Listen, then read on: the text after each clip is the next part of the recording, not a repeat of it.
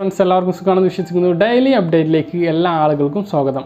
August 19-ാം തീയതിയും തുടർന്നുള്ള ദിവസങ്ങളിലും എത്തിക്കേണ്ട വിവരങ്ങളും അതുപോലെ തന്നെ തുടർന്നുള്ള ദിവസങ്ങളിലെ റേഷൻ വിതരണത്തെക്കുറിച്ചുമാണ് ഈ ഒരു വീഡിയോയിൽ വ്യക്തമാക്കുന്നത്. വീഡിയോ മുഴുവനായിട്ടും കാണുക. ആദ്യമായിട്ട് കാണുന്ന സുഹൃത്തുക്കൾ ചാനലൊന്ന് സബ്സ്ക്രൈബ് ചെയ്ത് ബെല്ലൈക്കൺ എനേബിൾ ചെയ്ത് വെക്കുക. കൂടുതൽ ആളുകളിലേക്ക് വീഡിയോ എത്താൻ വേണ്ടി തീർച്ചയായിട്ടും നിങ്ങളൊന്ന് ലൈക്ക് ചെയ്യുക. വീഡിയോയുടെ വിശദമായ വിവരങ്ങളിലേക്ക് കിടക്കാം. ഒന്നാമത്തെ സന്തോഷകരമായിട്ടുള്ള അറിയിപ്പ് ഭക്ഷ്യമന്ത്രിയുടെ ഭാഗത്തു നിന്നാണ്. ഭക്ഷ്യവകുപ്പിൻ്റെ നേതൃത്വത്തിൽ റേഷൻ കട വഴി വിതരണം ചെയ്യുന്ന സ്പെഷ്യൽ ഭക്ഷ്യക്കിറ്റിൻ്റെ ഓണഭക്ഷ്യക്കിറ്റിൻ്റെ വിതരണം 1/2 കോടിയിലെത്തി എന്നുള്ളതാണ്.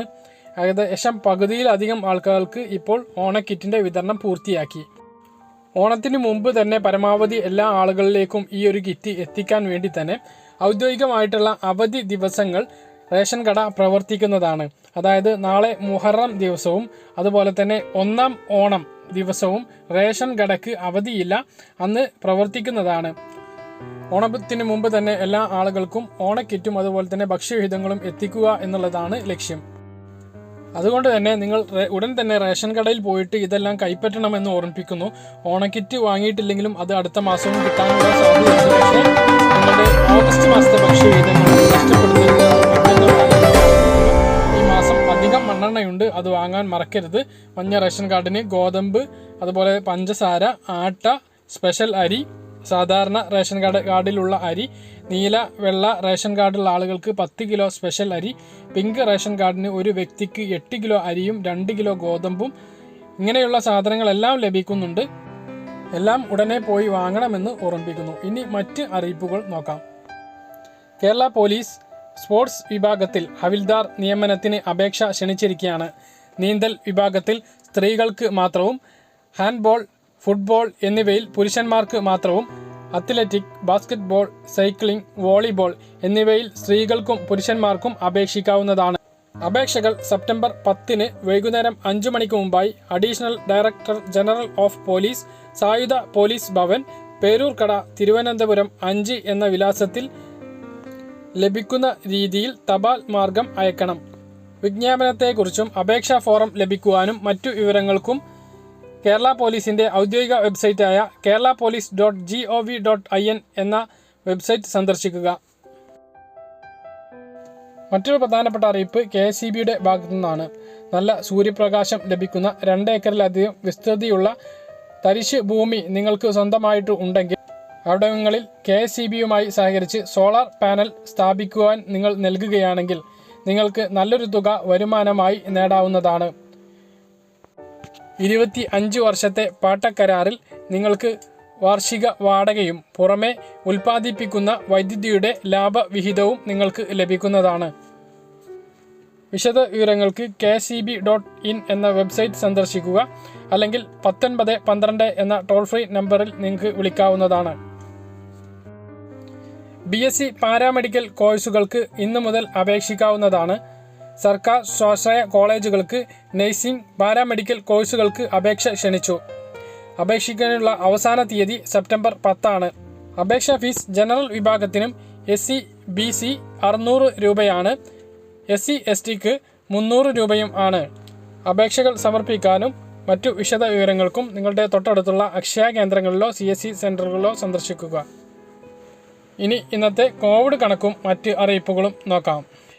ഇന്ന് സംസ്ഥാനത്ത് 21,427 പേർക്കാണ് കോവിഡ് രോഗം സ്ഥിരീകരിച്ചത്. 18,731 പേർ രോഗമുക്തി നേടി. കഴിഞ്ഞ 24 മണിക്കൂറിനിടെ 1,38,225 സാമ്പിളുകളാണ് പരിശോധിച്ചത്.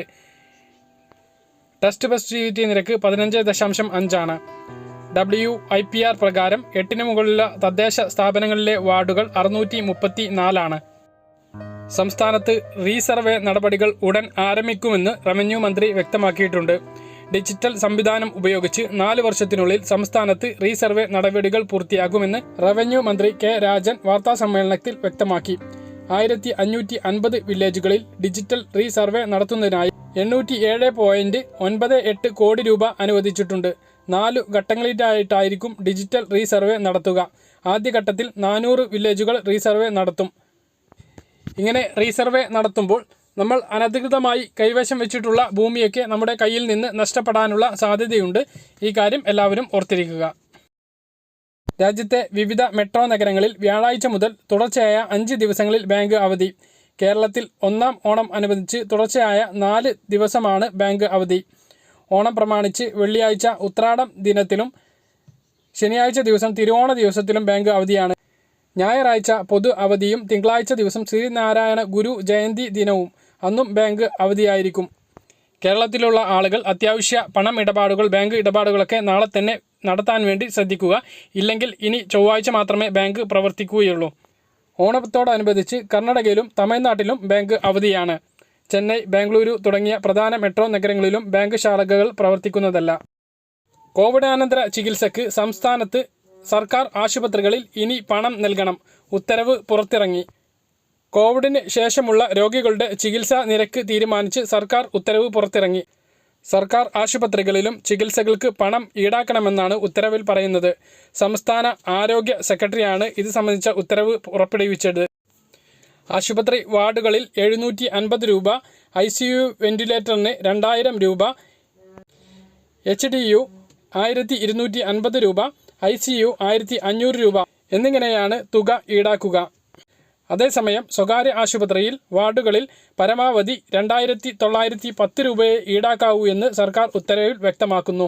മറ്റൊരു പ്രധാനപ്പെട്ട അറിയിപ്പ് ആധാർ കാർഡിലെ മേൽവിലാസം മാറ്റണമെങ്കിൽ ഇനി രേഖകൾ ഹാജരാക്കണം എന്നുള്ളതാണ്. ഇനി മുതൽ ആധാർ കാർഡിലെ വിലാസം മാറ്റണമെങ്കിൽ ഉപയോക്താവ് കൃത്യമായ രേഖകൾ ഹാജരാക്കണം. ഇതുവരെ രേഖകൾ ഇല്ലാതെ മേൽവിലാസം മാറ്റാൻ സാധിക്കുമായിരുന്നു. വിലാസം മാറ്റുന്നതിനായി അപേക്ഷ സമർപ്പിക്കുന്നതിനോടൊപ്പം രേഖകളും സമർപ്പിക്കേണ്ടി വരുമെന്ന് unique identification authority of India ട്വീറ്റിലൂടെ വ്യക്തമാക്കി. ആധാർ കേന്ദ്രങ്ങൾ വഴിയോ അക്ഷയ കേന്ദ്രങ്ങൾ വഴിയോ ഉപയോക്താക്കൾക്ക് അപേക്ഷ സമർപ്പിക്കാം. വിലാസം മാറ്റുന്നതിനായി സ്വീകരിക്കാവുന്ന 45 രേഖകളുടെ പട്ടികയും UIDAI പുറത്തുവിട്ടിട്ടുണ്ട്.